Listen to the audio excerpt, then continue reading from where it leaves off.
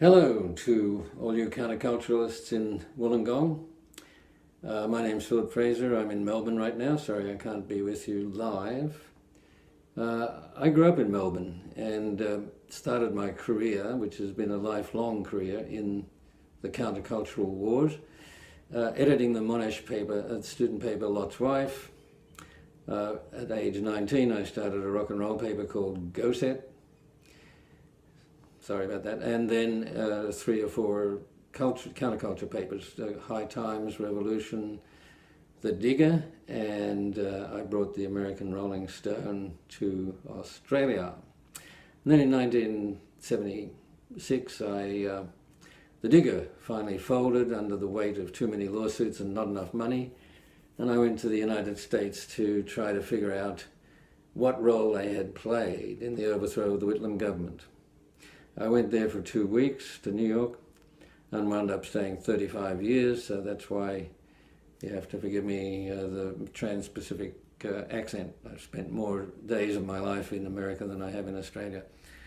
I'm back now, living in Mullumbimby. Now, as to the counterculture, historical vision of it, I think it's a terrible thing that people trivialise it. There's a notion that it was all just fun and games, not beer and Skittles, but sex, dope and rock and roll. And it was that, but it was a hell of a lot more than that. I think we actually confronted a culture. The culture I was born into in 1946 was dying. It desperately needed being countered and replaced. So we did set about reinventing virtually everything. We had to reinvent morality, religion, politics, medicine, education, ways of living. We had to install or explore collective living or collective approaches to problems, looking after the common good in a progressive and scientifically based way, rather than greed and individuality, the adoration of Ayn Rand and all this other bullshit that's put everybody in, not everybody, a lot of people in the States and here on the wrong track. And it's still going on. It didn't fail, it's just not yet finished. And I think it's crucial that we acknowledge too that the 2 core parts of the counterculture were not rock and roll, nor sex, nor drugs, really. They were, and still are, the role of women, as in demolishing and overthrowing the patriarchy.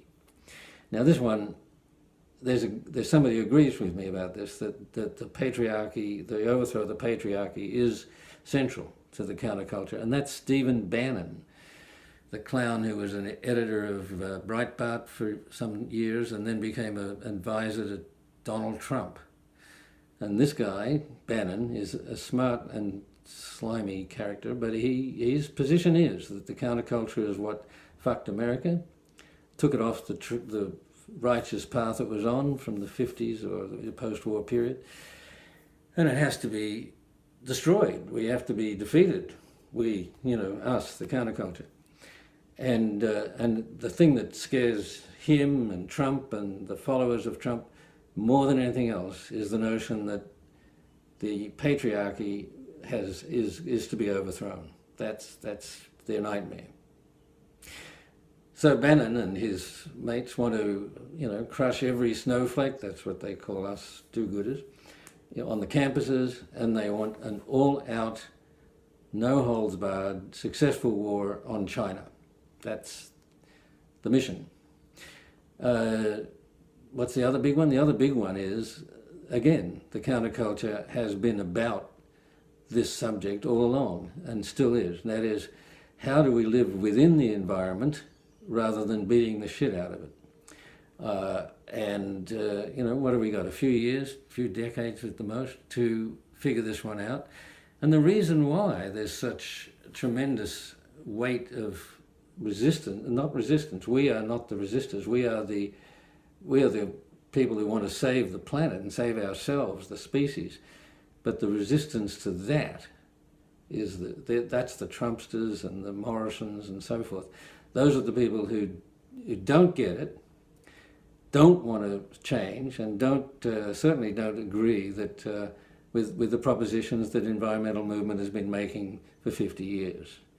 So if we don't do it, succeed, that is, we're going to go down the tubes. The universe won't care, and the other species on Earth won't care.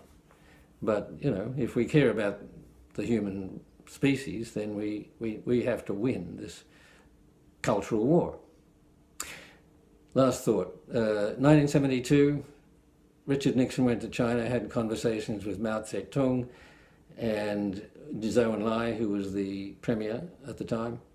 They were having a chat about revolutions, the ones that succeed, the ones that don't succeed. I guess they bonded over the fact that the American and the Chinese revolutions were both successful. So when Zhou was asked what he thought about the French Revolution, the outcome of the French Revolution, he paused and then he said it was too early to tell. And that has been, since 1972, viewed as a sagacious and perhaps inscrutable assessment. It's a very favourite quote of a lot of people. But in fact, the translator who accompanied Nixon and sat in on these conversations has made it very clear that what Zhou Enlai was talking about was not the capital F, capital R French Revolution. He was talking about the 1968 uprisings, the student protests, the uprisings in factories all over France. So that little nut kernel slogan, I think we should adopt it ourselves. It's the judgment that I would make right now on the counterculture. Did the counterculture win or lose? It's too early to tell. If we don't win, like I said, we're all fucked. On that note, I think we can go to a live Q&A, and thanks for listening so far.